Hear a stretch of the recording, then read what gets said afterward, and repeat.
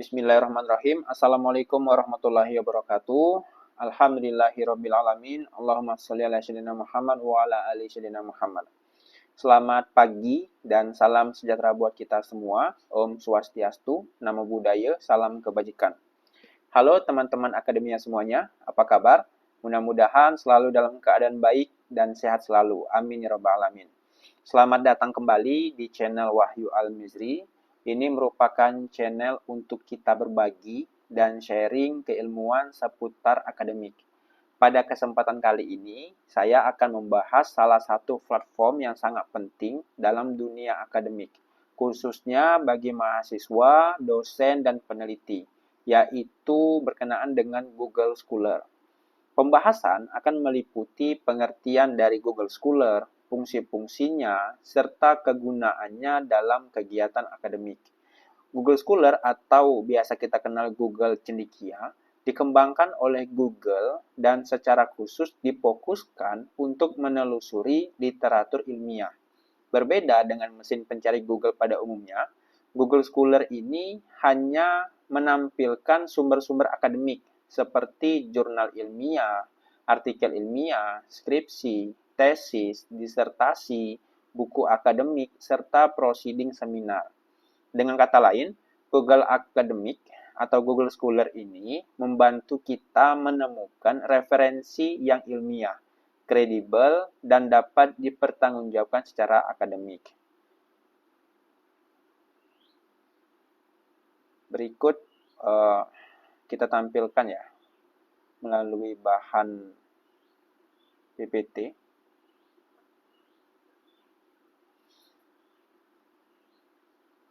Kita masuk ke pengenalan Google Scholar. Nah, tadi kita yang pertama ada pemeringkatan perguruan tinggi, ada Google Scholar, what and why, lalu ada Google Scholar yang how, atau bagaimana. Pertama kita masuk ke pemeringkatan perguruan tinggi. Nah, ini tentu berkaitan karena pemeringkatan ini salah satu penilaian pemeringkatan dari universitas itu dilihat dari publikasi ilmiahnya dari suatu institusi tersebut. Nah, ragam pemeringkatan di sini bisa dilihat ada dari BANPT, ada dari kementerian, ada dari yang tingkat ASEAN, bahkan tingkat dunia. Ada World University Ranking. Nah, tingkat Asia itu ada ONQA dan lain sebagainya. Pemeringkatan online atau web metric, pemeringkatan kekuatan perguruan tinggi di bidang social networking, baik secara internal maupun eksternal. Indikator tingkat penggunaannya yaitu tingkat tingginya perguruan tinggi dalam menseminasi hasil penelitiannya dengan publik, baik seputar ilmiah, lalu disampaikan ke publik. Nah, indikatornya yang pertama itu ada size, jumlah halaman yang ditemukan dari mesin pencari Google, Yahoo, dan Bing. Lalu yang kedua, visibility, jumlah link eksternal yang unik yang diterima dari situs atau website lain yang diperoleh dari Yahoo, Site Explorer, dan lain sebagainya. Lalu ada rich file, jumlah seluruh file yang ada di situs berdomain institusi dengan ketentuan format file seperti PDF, dokumen, dan lain sebagainya.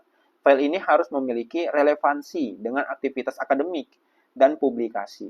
File ini diekstrak menggunakan mesin pencari Google, Yahoo, Bing, dan lain sebagainya.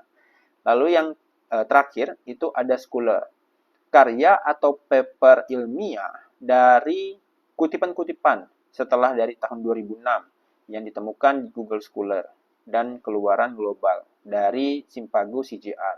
Nah, Simpago CJR ini nanti akan kita buat video khususnya karena ini mesin pencarian untuk kita melihat jurnal tersebut terindeks Scopus atau tidak dan key-nya key berapa. Nah, itu bisa dilihat dari CJR. Bahkan ada metriknya di sana, berapa jumlah publikasi dan lain sebagainya.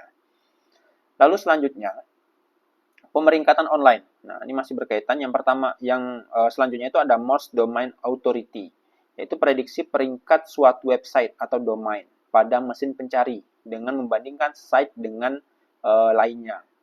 Lalu ada Alexa Global Rank, mengukur popularitas sebuah website. Lalu ada Majestic Referring Subnet, yaitu penilaian berdasarkan big line. backlink yang didapatkan dari situs lintas domain ya. Lalu ada Majestic Trust Flow, penilaian berdasarkan kualitas, disusun dari banyaknya review web manual berasal dari link website yang terpercaya. Lalu selanjutnya kita masuk, di sini kita masuk ke pokok pembahasan yaitu Google Scholar. Apa itu Google Scholar atau Google Cendekia? Yaitu merupakan layanan yang memungkinkan penggunaan melakukan pencarian literatur ilmiah berupa teks dalam berbagai format publikasi. Misalnya artikel, tesis, lalu disertasi, buku abstraksi, dari penerbit akademis, komunitas profesional, lalu repositori online, situs universitas, dan situs web lainnya untuk meningkatkan visibilitas literatur ilmiah dan hasil pencarian termasuk jumlah sitasi atau rujukan. Seberapa sering karya tersebut menjadi rujukan oleh karya lain atau kutipan dari karya lain. Nah, itu bisa dilihat melalui Google Scholar ini. Nah, di sini kita masuk ke fitur dari Google Scholar. Yang pertama, mencari semua literatur ilmiah dari satu tempat yang nyaman. Artinya, tempat jurnal yang bisa kita lihat di Google Scholar tersebut. Nah, yang kedua, menjelajah karya, kutipan, penulis, dan publikasi yang terkait. Nah, yang ketiga, menemukan dokumen melalui perpustakaan online. Yang keempat, mengikuti perkembangan terbaru area penelitian. Dan selanjutnya, memeriksa siapa yang mengutip publikasi Anda dan membuat profil penulis yang dikenal publik. Nah, ini nanti akan saya buat juga video part kedua, yaitu bagaimana cara kita membuat akun dari Google Scholar. Nah, kenapa Google Scholar? Why Google Scholar? Yang pertama, banyak dosen yang sudah memiliki banyak penelitian dan membuat publikasi, namun masih kesulitan mempublikasi penelitian tersebut ke internet. Nah, di sini ada banyak tantangannya. Karena ketika dosen sudah melakukan penelitian untuk menyampaikan ke publik, Google Scholar inilah menjadi salah satu wadah, salah satu tempat untuk kita bisa menyampaikan ke khalayak ramai atau masyarakat melalui internet. Nah, yang kedua, Google Scholar dapat digunakan untuk mempublikasi hasil penelitian, sehingga publikasi mudah diindeks oleh Google dan mencari dokumentasi atas penelitian yang sudah dilakukan. Jadi, bagi teman-teman akademika, baik itu dosen atau mahasiswa, ketika kita mencari nama kita dan kita sudah ada publikasi ilmiah, itu langsung terdetek oleh Google. Nah, makanya Google Scholar ini sangat penting. Lalu yang ketiga, Google Scholar saat ini dapat mengindeks artikel yang memiliki format paper yang dikenal secara otomatis. Jadi kalau misalnya kita ada publikasi di jurnal A, itu langsung otomatis masuk ke profil akun Google Scholar kita. Jadi secara otomatis langsung masuk dia. Lalu yang keempat, artikel publikasi tersebut berasal dari seluruh repositori karya ilmiah perguruan tinggi seluruh dunia yang terindeks oleh Google, terutama Google Scholar. Sedikit cerita juga, di beberapa waktu lalu, yaitu tahun 2025, saya diberi kesempatan untuk mereview satu jurnal yang terindeks Scopus. Nah, ternyata nama saya itu masuk di reviewer dan di Google Scholar saya juga masuk karya tersebut. Jadi kalau misalnya dicek di Google Scholar, dicari Wahyu Al-Mizri, ada satu artikel Q3, itu penulisnya tidak ada saya, tapi saya menjadi reviewernya. Di websitenya ada nama saya, dan di akun Google Scholar saya itu otomatis juga masuk. Nah, ini luar biasanya. Nah, lalu yang terakhir, profil Google Scholar merupakan identitas diri dosen atau peneliti, serta terdapat daftar artikel publikasi yang pernah dilakukan. Nah, ini seringkali saya bilang kepada mahasiswa bahwa Google Scholar ini menjadi salah satu aset buat kita di masa sekarang dan masa yang akan datang. Sebab kenapa? Kita tidak tahu perkembangan waktu dan zaman di kemudian hari. Supaya orang di masa depan tahu kita pernah hidup di masa sekarang, itu dilihat dari tulisan kita salah satunya. Nah, bisa dilihat melalui Google Scholar ini. Jadi hasil publikasi yang sudah kita terbitkan, yang sudah kita publikasikan, itu bisa dilihat oleh orang-orang yang berada di masa yang akan datang.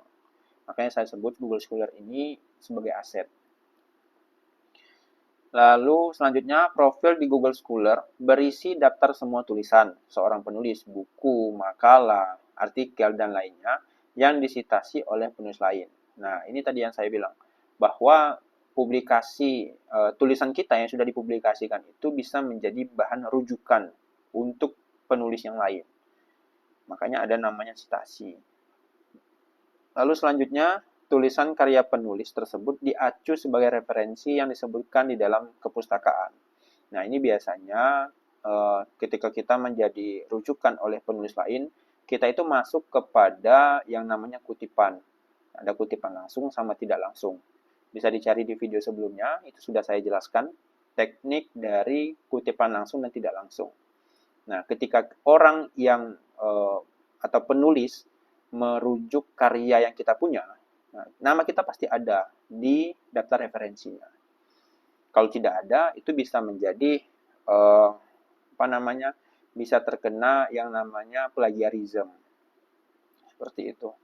Lalu selanjutnya, daftar semua kutipan tersebut berasal dari search Google Scholar yang secara otomatis dicari oleh mesin pencari Google apabila artikel tersebut terkait dan bisa ditemukan. Nah, ini bagaimana? Jadi di sini saya jelaskan sedikit bagaimana cara registrasi di Google Scholar. Yang pertama, siapkan akun Google atau akun email institusi. Yang kedua, login ke alamat Scholar Google atau scholargoogle.co.id menggunakan akun Gmail Anda. Yang ketiga, klik link My Citation dan melengkapi formulir isian yang tersedia. Setelah ini, saya akan membuat video tutorial bagaimana cara registrasi di Google Scholar.